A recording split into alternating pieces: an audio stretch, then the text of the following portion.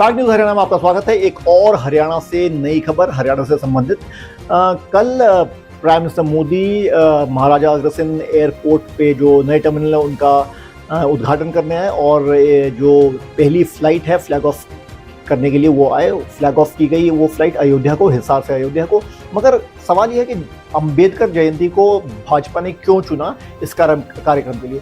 बड़ी बात यह है कि भाजपा यहाँ 3 बार इलेक्शन जीत चुकी है हरियाणा में, और जो एक दलित आउटरीच है फॉर रिजर्व्ड कास्ट, उसको उसके वजह से ऐसा लग रहा है कि अम्बेडकर जयंती को चुना गया। और प्राइम मिनिस्टर मोदी ने काफ़ी कांग्रेस को इस उपलक्ष्य में धोया और कहा कि कांग्रेस ने जो रिजर्व्ड कास्ट हैं, जो उन्हें जितना भी डिप्राइव करने की कोशिश हो सकती थी वो की, वैसे उसी तरह से पसमानदा मुसलमानों को भी डिप्राइव करने की कोशिश की। और एक तरह का आउटरीच प्रोग्राम सा लग रहा था, और उसमें तकरीबन प्राइम मिनिस्टर मोदी और भाजपा सक्सेसफुल हुई। आपको ये बता दें कि जो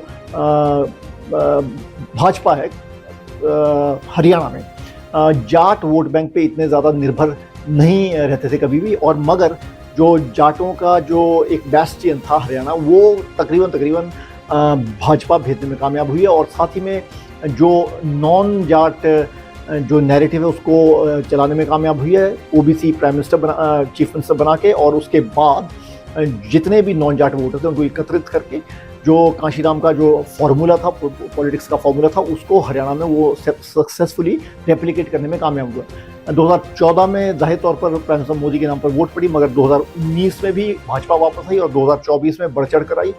नायब सिंह सैनी मुख्यमंत्री थे जो कि ओबीसी से हैं, और उसके बाद ये जो आउटरीच प्रोग्राम है जो अम्बेडकर जयंती पे था, ये भी लगभग सक्सेसफुल हुआ।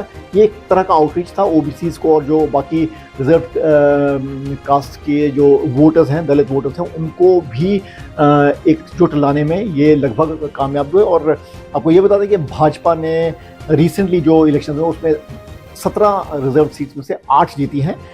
ये जो 2019 के पोल से उसके मुकाबले 3 सीटें ज़्यादा है। तो लगातार भाजपा हरियाणा में प्रोग्रेस कर रही है और नॉन जाट वोटर्स को एकदम से मोबिलाइज कर रही है और ऑर्गेनाइज कर रही है, और अपनी तरफ खींचने में कामयाब हुई है। धन्यवाद। फैक्ट न्यूज हरियाणा में आपका स्वागत है। एक और हरियाणा से नई खबर, हरियाणा से संबंधित। कल prime minister Modi Maharaja Agrasen airport पे जो नए टर्मिनल है उनका उद्घाटन करने आए, और जो पहली फ्लाइट है फ्लैग ऑफ करने के लिए वो आए। फ्लैग ऑफ की गई वो फ्लाइट अयोध्या को, हिसार से अयोध्या को।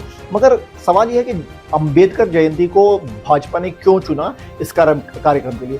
बड़ी बात यह है कि भाजपा यहाँ 3 बार इलेक्शन जीत चुकी है हरियाणा में, और जो एक दलित आउटरीच है फॉर रिजर्व्ड कास्ट, उसको उसके वजह से ऐसा लग रहा है कि अम्बेडकर जयंती को चुना गया। और प्राइम मिनिस्टर मोदी ने काफ़ी कांग्रेस को इस उपलक्ष्य में धोया और कहा कि कांग्रेस ने जो रिजर्व्ड कास्ट हैं, जो उन्हें जितना भी डिप्राइव करने की कोशिश हो सकती थी वो की, वैसे उसी तरह से पसमानदा मुसलमानों को भी डिप्राइव करने की कोशिश की। और एक तरह का आउटरीच प्रोग्राम सा लग रहा था, और उसमें तकरीबन प्राइम मिनिस्टर मोदी और भाजपा सक्सेसफुल हुई। आपको ये बता दें कि जो भाजपा है हरियाणा में जाट वोट बैंक पे इतने ज़्यादा निर्भर नहीं रहते थे कभी भी, और मगर जो जाटों का जो एक बेस्टियन था हरियाणा, वो तकरीबन भाजपा भेजने में कामयाब हुई है। और साथ ही में जो नॉन जाट जो नैरेटिव है उसको चलाने में कामयाब हुई है। ओबीसी चीफ मिनिस्टर बना के, और उसके बाद जितने भी नॉन जाट वोटर थे उनको एकत्रित करके जो कांशीराम का जो फॉर्मूला था, पॉलिटिक्स का फॉर्मूला था, उसको हरियाणा में वो सक्सेसफुली रेप्लिकेट करने में कामयाब हुआ।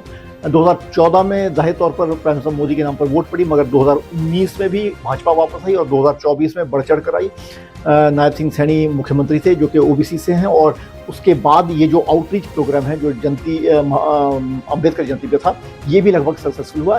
ये एक तरह का आउटरीच था ओबीसीज को, और जो बाकी रिजर्व कास्ट के जो वोटर्स हैं, दलित वोटर्स हैं, उनको भी एकजुट लाने में ये लगभग कामयाब हुए। और आपको ये बता दें कि भाजपा ने रिसेंटली जो इलेक्शन हुए उसमें 17 रिजर्व सीट्स में से 8 जीती हैं।